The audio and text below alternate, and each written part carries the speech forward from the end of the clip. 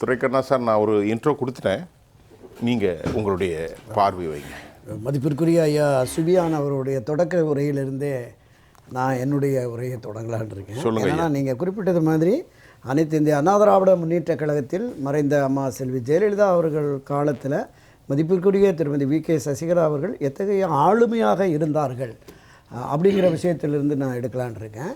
இப்போ இந்த விவாதத்துக்கு வர்றதுக்கு முன்னாடி நான் கடந்த 10 ஆண்டுகளுக்கு முன்பு 29/12/2016 சரி அன்று அனைத்து இந்திய அண்ணா திராவிட முன்னேற்ற கழகம் நிறைவேற்றிய தீர்மானம் எனக்கு கையில் கிடைச்சிது. கண்டிப்பாக சொல்லுங்கள். அந்த தீர்மானத்தை ஒரு 3 நிமிடம் நான் வாசிக்கிறேன். வாசிங்க. அந்த தீர்மானம் 5 கழக பொதுச் செயலாளர் மாண்புமிகு முதலமைச்சர் புரட்சித் தலைவி அம்மா அவர்கள் விண்ணுலகம் சேர்ந்த நிலையில் அனைத்து இந்திய அண்ணா திராவிட முன்னேற்ற கழகத்தை காப்பாற்றவும் வழிநடத்தவும் அனைத்து இந்திய அண்ணா திமுகவின் பொதுச் செயலாளர் நியமனத்திற்கு பொதுக்குழுவின் ஒப்புதல். இதுதான் தீர்மான தலைப்பு. அண்ணா திமுகவை காப்பாற்றவும் வழிநடத்தவும் சரி யாரை முன்னிமொழிகிறாங்க அப்படிங்கிறத நம்ம பார்க்கணும்.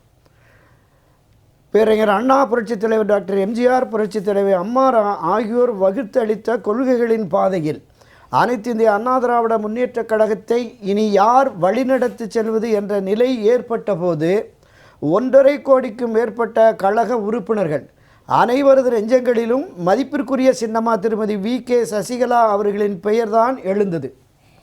எனவே அனைத்து இந்திய அண்ணா திராவிட முன்னேற்ற கழகத்தை நடத்தி செல்ல தேவையான நடவடிக்கைகளை எடுப்பது, கொள்கைகளை வகுப்பது, கழகத்தின் அன்றாட செலவுகளுக்கு வங்கிக் கணக்குகளை இயக்க பொருளாளருக்கு அதிகாரம் வழங்குவது மற்றும் அனைத்து செயல்பாடுகளையும் ஏற்று நடத்த அதிகாரம் வழங்குவது ஆகிய பணிகளுக்காக கழக பொதுச் செயலாளர் நியமிக்கப்படுவது மிகவும் இன்றியமையாத பணியாக தற்போது இருக்கிறது. அதனை முடிவு செய்யும் அதிகாரம் கழக சட்டதிட்ட விதி 19 பிரிவு 8 பொதுக்குழுவிற்கு முழுமையாக வழங்கப்பட்டுள்ளது. Very good. இதுதான் தீர்மானத்தினுடைய முதற் பகுதி. இது அம்மா இறந்த பிறகு. ஆமாம். அம்மா இறந்ததற்கு பிறகு கூட்டப்பட்ட அந்த பொதுக்குழுவில் நிறைவேற்றப்பட்ட தீர்மானம். அப்புறம் அதுக்காக சட்டத்திட்ட விதியை திருத்துவதற்காக ஒரு தீர்மானம் வருது. பொதுச் செயலாளர் தமிழ்நாட்டில் உள்ள கழக கிளைகளின் அடிப்படை உறுப்பினர்களாலும் புதுச்சேரி, ஆந்திரம், கர்நாடகம், கேரளம், மகாராஷ்டிரா, புதுடெல்லி, அந்தமான் போன்ற மாநில கழகங்களில் அடங்கிய கிளை கழகங்களின் உறுப்பினர்களாலும் தேர்ந்தெடுக்கப்பட வேண்டும். இதுதான் கழக சட்டத்திட்ட விதி 20. இந்த விதியின்படி அனைத்து இந்திய அண்ணா திராவிட முன்னேற்ற கழகத்தின் பொதுச் செயலாளரை கழகத்தின் அடிப்படை உறுப்பினர்கள் வாக்களித்து தேர்ந்தெடுக்க வேண்டும். அவ்வாறு ஒருவர் தேர்ந்தெடுக்கப்படுற வரை கழக உறுப்பினர்களாலும் பொதுக்குழு உறுப்பினர்களாலும் தலைமை கழக நிர்வாகிகளாலும் மாவட்ட கழக செயலாளர்களாலும் கழகத்தின் அனைத்து அமைப்புகளாலும் அனைத்து இந்திய அண்ணா திராவிட முன்னேற்ற கழகத்தை வழிநடத்த தகுதி படைத்தவர் என ஒருமனதாக ஏற்றுக்கொள்ளப்பட்டு இருக்கும் மாண்புமிகு முதலமைச்சர் புரட்சித் தலைவர் அம்மா அவர்களுடைய உடன்பிறவா சகோதரியும் சின்னம்மா என்று நம் அனைவராலும் அன்போடு அழைக்கப்படுபவரும் மாண்புமிகு புரட்சித் தலைவர் அம்மா அவர்களுடன் 33 வருடங்கள் வாழ்ந்து அவரை தன் கண்ணின் இமை போல பாதுகாத்து மாண்புமிகு முதலமைச்சர் அம்மா அவர்களின் நிர்வாக திறமைகளை அருகிலிருந்து கற்றுக்கொண்ட நாம் சின்னம்மா என்று அன்போடு அழைக்கிற திருமதி வி.கே. சசிகலா அவர்களே அனைத்து இந்திய அண்ணா திராவிட முன்னேற்ற கழகத்தின் பொதுச் செயலாளராக பணியாற்ற உகந்தவர் என்று இந்த பொதுக்குழு ஒருமனதாக தீர்மானம் நிறைவேற்றுகிறது. தற்காலிக பொதுச் செயலாளர் பொதுச் செயலாளராகவே பணியாற்ற உகந்தவர் இவர்தான் என்று இந்த தீர்மானம். புரட்சித் தலைவர் டாக்டர் எம்ஜிஆர் அவர்கள் 24/12/87 என்று மறைந்ததை தொடர்ந்து அனைத்து இந்திய அண்ணா திராவிட முன்னேற்ற கழகத்தில் ஏற்பட்ட சோதனைகளால் கழகம் பிளவுபட்ட போது அனைத்து இந்திய அண்ணா திராவிட முன்னேற்ற கழகத்தை மீண்டும் ஒன்றிணைக்க மாண்புமிகு அம்மா அவர்களுக்கு மதிப்பிற்குரிய சின்னம்மா அவர்கள் உறுதுணையாக இருந்து உயிரை பணயம் வைத்து பாடுபட்டார். யார்? திருமதி வி.கே. சசிகலா அவர்கள். கழகம் இரண்டுபட்டதால் முடக்கப்பட்ட இரட்டை இலை சின்னத்தை மீட்டெடுக்கும் முயற்சியிலும் மாண்புமிகு அம்மா அவர்களுக்கு மதிப்பிற்குரிய சின்னம்மா அவர்கள் உற்ற துணையாக இருந்தார். மாண்புமிகு புரட்சித் தலைவர் அம்மா அவர்களை கொலை செய்திட திமுகவினர் நடத்திய தாக்குதலில் மாண்புமிகு முதலமைச்சர் புரட்சித் தலைவர் அம்மா அவர்களுடன் இருந்த மதிப்பிற்குரிய சின்னம்மா அவர்களுடைய முகத்திலும் கண்ணிலும் கொடும் காயங்கள் ஏற்பட்டு இறை அருளால் உயிர் தப்பினார். 1996ஆம் ஆண்டு மாண்புமிகு அம்மா அவர்களை பழிவாங்க அப்போதைய திமுக ஆட்சியாளர்கள் தொடர்ந்த பொய் வழக்குகளில் குற்றவாளியாக சேர்க்கப்பட்டு மதிப்பிற்குரிய சின்னம் அவர்கள் 11 மாதம் சிறை வைக்கப்பட்டார். நாம் அடிக்கடி சொல்லுவோம்ல சிறையில் என்ன கொடுமைகள்னு, அந்த கொடுமை காலம்தான். மாண்புமிகு அம்மா அவர்களுக்கு எதிராக சாட்சி சொல்ல வற்புறுத்தி பல்வேறு துன்பங்களை கழகத்தின் அரசியல் எதிரிகள் அளித்த போதும் மாண்புமிகு அம்மா அவர்களுக்கு மட்டுமே விசுவாசமாக இருந்து அந்த துன்பங்களை எல்லாம் தாங்கி கொண்டவர்தான் மதிப்பிற்குரிய சின்னம்மா திருமதி வி.கே. சசிகலா அவர்கள். மாண்புமிகு அம்மா அவர்களே பகிரங்கமாக எனக்காக திருமதி சசிகலா மிகுந்த சிரமங்களை அனுபவித்திருக்கிறார். என் உடன் பிறக்காத சகோதரி அவர், என் அம்மாவின் இடத்தை என் வாழ்வில் நிரப்பிய பெண் அவர் என்று அம்மா செல்வி ஜெயலலிதா அவர்கள் பெருமையுடன் பல ஆண்டுகளுக்கு முன்பே பத்திரிகை பேட்டிகளிலும் தொலைக்காட்சி ஊடகங்களிலும் குறிப்பிட்டிருக்கிறார். அத்தகைய போற்றுதலுக்குரிய பங்களிப்பினை அனைத்து இந்திய அண்ணா திராவிட முன்னேற்றக் கழகத்தின் வளர்ச்சிக்கு வழங்கியவர்தான் மதிப்பிற்குரிய சின்னம்மா திருமதி வி.கே. சசிகலா அவர்கள் என்பது கழக உடன்பிறப்புகள் அனைவரும் நன்கு அறிந்த உண்மை. எனவே கழக சட்டத்திட்ட விதி 20 பிரிவு 2 கூறப்பட்டுள்ளபடி கழக பொதுச் செயலாளராக தேர்வு செய்யப்படும் வரை மதிப்பிற்குரிய சின்னம்மா திருமதி வி.கே. சசிகலா அவர்களை அனைத்து இந்திய அண்ணா திராவிட முன்னேற்றக் கழக பொதுச் செயலாளர் நியமித்து இந்த பொதுக்குழு ஒருமனதாக தீர்மானம் நிறைவேற்றுகிறது. கழக பொதுச் செயலாளருக்கு கழக விதிகள் தரும் அனைத்து அதிகாரங்களையும் பெருமதிப்பிற்குரிய சின்னம்மா திருமதி வி.கே. சசிகலா அவர்கள் அனைத்து இந்திய அண்ணா திராவிட முன்னேற்றக் கழக பொதுச் செயலாளர் என்ற முறையில் பெற்று கழக நிர்வாகத்தை நடத்தி வர இந்த பொதுக்குழு ஒருமனதாக அங்கீகாரம் வழங்கியும் தீர்மானம் நிறைவேற்றுகிறது. இது 2016 டிசம்பர் மாதம் 29ஆம் தேதி, அதாவது 5ஆம் தேதி அவங்க இறந்துடுறாங்க. ஆமாம். இதில் என்ன இன்னொரு 24 நாட்களுக்கு பிறகு, ஆமாம், இதில் என்ன ஒரு வேடிக்கை என்னன்னா, இந்த தீர்மானத்தை வடிவமைத்து நிறைவேற்றி இதை முன்மொழிந்தவர்கள் யார் தெரியுமா? 23 பேர்.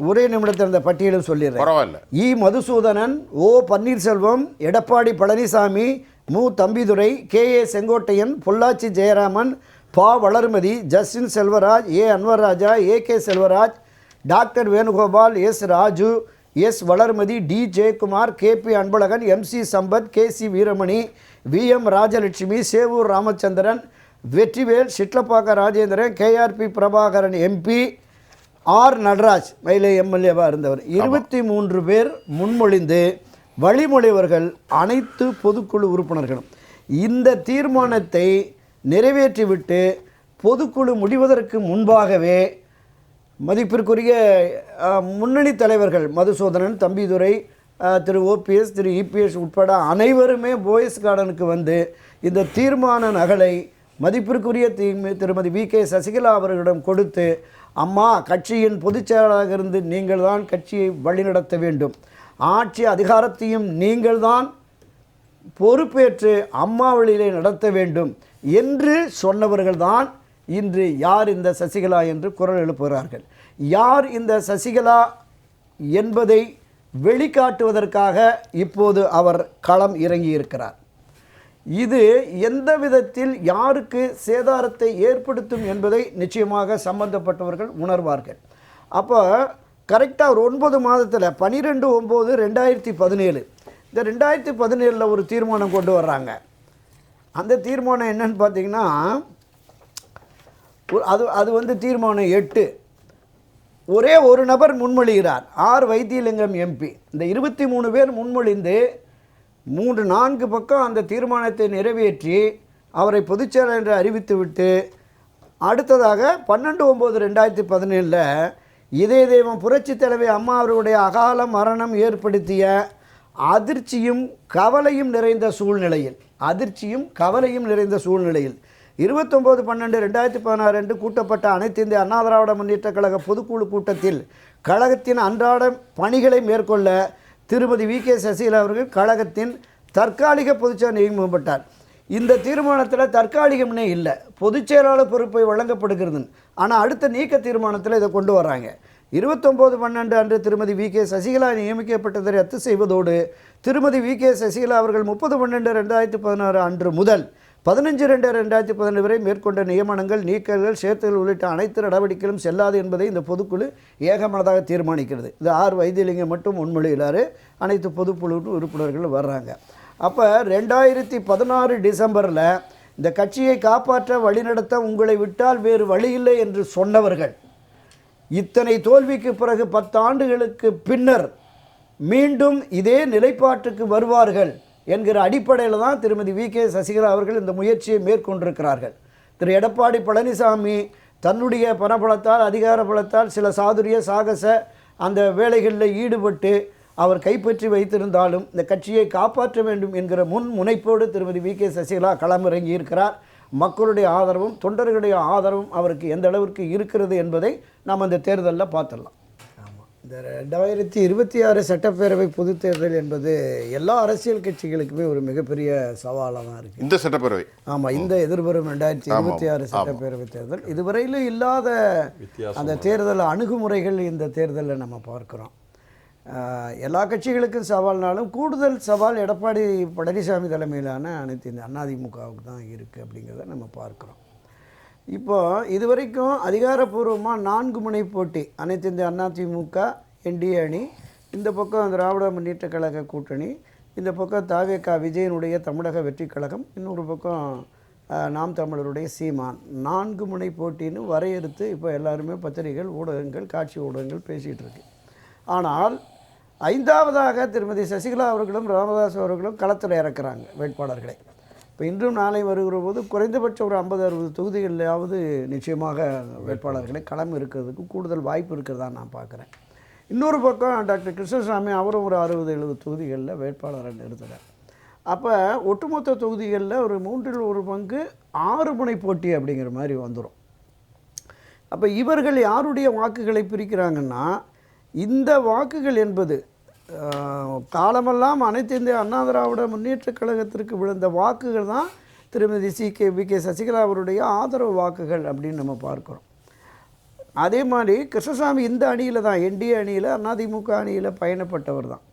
இப்போ அந்த வாக்குகளுமே அனைத்து இந்திய அண்ணா திராவிட முன்னேற்ற கழகத்திற்கு விழ வேண்டிய வாக்குகள்.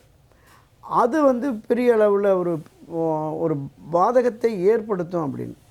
இதில் தமிழக வெற்றி கழகம், விஜயுடைய தமிழக வெற்றி கழகம் இந்த தேர்தலில் ஒரு மிகப்பெரிய தாக்கத்தை உருவாக்குங்கிறத நம்ம பார்த்துக்கிட்டு இருக்கோம். ஏன்னா தொடக்கத்தில் நான் ஒரு 5-7% தான் இருக்கும் அப்படின்னு இருந்தேன். ஆனால் காலப்போக்கில் இந்த 2 ஆண்டுகளில் வர்ற ரிசல்ட்டுகளை நம்ம பல பகுதிகளுக்கு போய் பார்க்குற பொழுது நிச்சயமாக ஒரு 10-15% வாக்குகளை விஜயனுடைய தாவேகா பிரிக்கும் அப்படிங்கிற மாதிரியான ஒரு சூழல் இருக்குது. அப்போ இது யாருடைய வாக்குகளை, அதை நம்ம இப்போ கரெக்டாக சொல்ல முடியும். ஆமாம், அப்போ யாருடைய வாக்குகளை, 10%.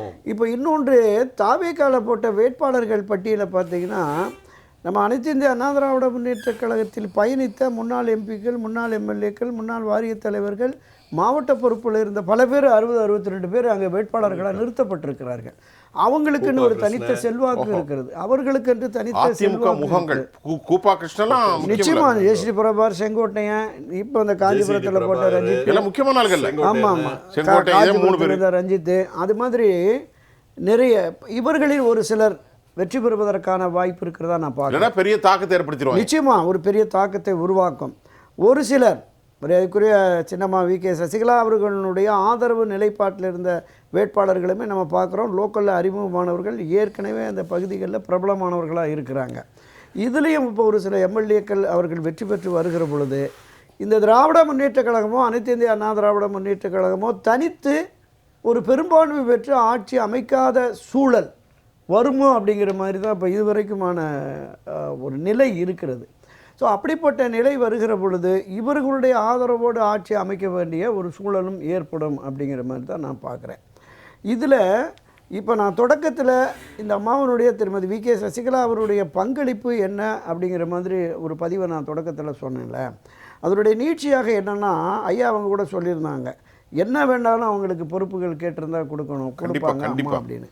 துணை பொதுச் செயலாளர் பொறுப்பை நீ ஏற்றுக்கொள், நான் உனக்கு அங்கே தலைமை கழகத்தில் உனக்கு அறை தயாரிக்க சொல்லிட்டேன், என்னுடைய பொதுச் செயலாளர் அறைக்கு பக்கத்திலேயே துணை பொதுச் செயலாளருக்கான அறை உருவாக்க உத்தரவிட்டு விட்டேன் அப்படின்னு அந்த அறை தயாரிப்பு பணிகள் இருந்தது. அப்போ திருமதி வி.கே. சசிகலா சொல்கிறாங்க, அம்மா நீங்கள் கட்சியில் உயர்ந்த பொறுப்பில் இருக்கிற போது உங்களுக்கு இணையான பொறுப்பில் நான் இருக்கிறது சரியாக வராது, வேணா உங்களோட கட்சி கூட்டத்தில் கலந்துக்கிறணும் அப்படின்னு நீங்கள் விரும்புனீங்கன்னா செயற்குழு பொதுக்குழுவில் இருக்க பொதுக்குழு செயற்குழு சில கெஸ்ட்டை அழைப்பாங்க அந்த மாதிரி. ஆமாம் ஆமாம் ஆமாம் அப்படி நான் இருக்கிறேன். மற்றபடி பதவி வேணாம், எந்த ஒரு பொறுப்பு வேணாம். நிச்சயமாக அது மாதிரி தான் அவங்க இந்த நிலைப்பாட்டிலிருந்து விரும்பினால் நிச்சயம் அவங்க கட்சியினுடைய துணை பொதுச்செயலாளர் வந்திருப்பாங்க. மரியாதைக்குரிய அம்மா செல்வி ஜெயலலிதா மறைவுக்கு பிறகு ஆட்டோமேட்டிக்காக அவங்க அதுக்கு அந்த நிலைப்பாட்டிற்கு அவங்க வந்திருப்பாங்க. ஆனால் எந்தவித எதிர்பார்ப்பும் இல்லாமல் தான் அவங்க இந்த கழகத்தில் பயணித்தார்கள் அப்படிங்கிறத வந்து நாம் தெளிவாக உணர்ந்துக்கிறோம். அப்போ 2026 தேர்தல் இந்த சவால் என்று நான் சொன்னது எல்லா கட்சிகளுக்கும் சவால் என்பதை விடவும் அனைத்து இந்திய அதிமுகவுக்கு கூடுதல் சவால் என்று சொன்னது ஏன் அப்படின்னா, நம்ம அடிக்கடி பல பதிவுகளில் குறிப்பிட்டிருக்கோம், காலமெல்லாம் இரட்டை இலைக்கு வாக்களித்தவர்கள் பிரிந்து இருக்கிறார்கள்.